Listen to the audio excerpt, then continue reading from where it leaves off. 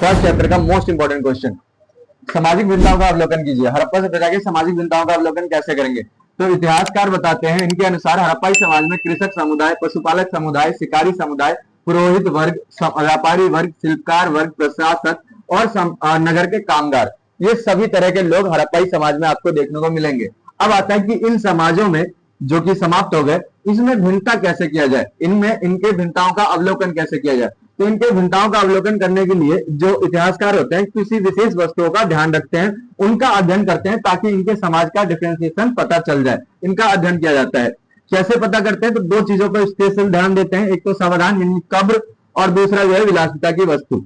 तो कब्र जो है आपका सावधान यानी जो कब्र है, इससे क्या क्या जानकारी मिल जाएगी इतिहासकार को? तो सबसे पहले कब्रों से जो है बनावट की जो जानकारी मिलती है कि भाई कब्र जो है क्या है, सामान्य कब्र है या इसके ऊपर चिनाई की गई है। सामान्य कब्र है तो सामान्य लोग के होंगे, चिनाई की गई होगी तो सम्राट लोग के होंगे। ठीक है।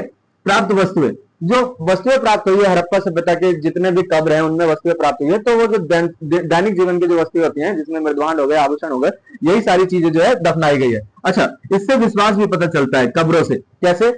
तो व्यक्ति जो है मरणोपरांत जीवन में विश्वास रखते थे, नहीं रखते थे। इसके अलावा कौन सी वस्तुओं को दफनाना चाहते थे, नहीं दफनाना चाहते थे। जैसे कि वस्तुएं मिली है लेकिन महंगी वस्तुएं नहीं मिली है, ज्यादातर साधारण वस्तुएं ही मिली है। इसके साथ साथ संस्कृति का भी पता चलता है। जैसे 1980 के दशक में हमें हड़प्पा से एक कब्र मिलता है पुरुष का, और उसके पास भी आभूषण मिलते हैं, शंख के जो है 3 छल्ले मिलते हैं, जैस्पर की सैकड़ों मोतियां मिलती है। तो जो क्या दिखाता है कि वहां की संस्कृति में जो पुरुष थे वो भी आभूषण पहनते थे। तो कब्रों से कई सारी जानकारी मिल जाती है इतिहासकार को, इसलिए इसका अध्ययन करते हैं सामाजिक भिन्नताओं का अवलोकन के लिए। विलासिता की वस्तुओं का भी सबसे पहले इतिहासकार विलासिता की वस्तु जो है उसमें रखते किसमें है? तो ऐसी वस्तु जो दुर्लभ हो, जो आसानी से मिले ना, जिसके अवशेष बहुत कम प्राप्त हुए या फिर बहुत मुश्किल से बनाए जाते हो, ऐसी वस्तुओं को किस श्रेणी में रखते हैं? वो विलासिता की वस्तु की श्रेणी में रखते हैं, क्योंकि ये वही अफोर्ड कर सकते हैं जिनके पास पैसा होगा।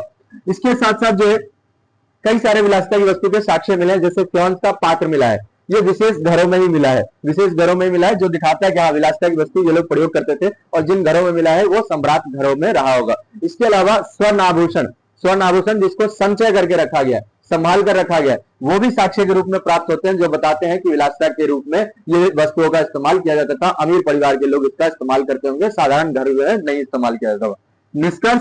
निष्कर्ष में आप यही पॉइंट लिखोगे कि भाई इतिहासकार किस प्रकार जो है सावधान और विलासिता की वस्तुओं के आधार पर सामाजिक भिन्नताओं का अवलोकन करते हैं।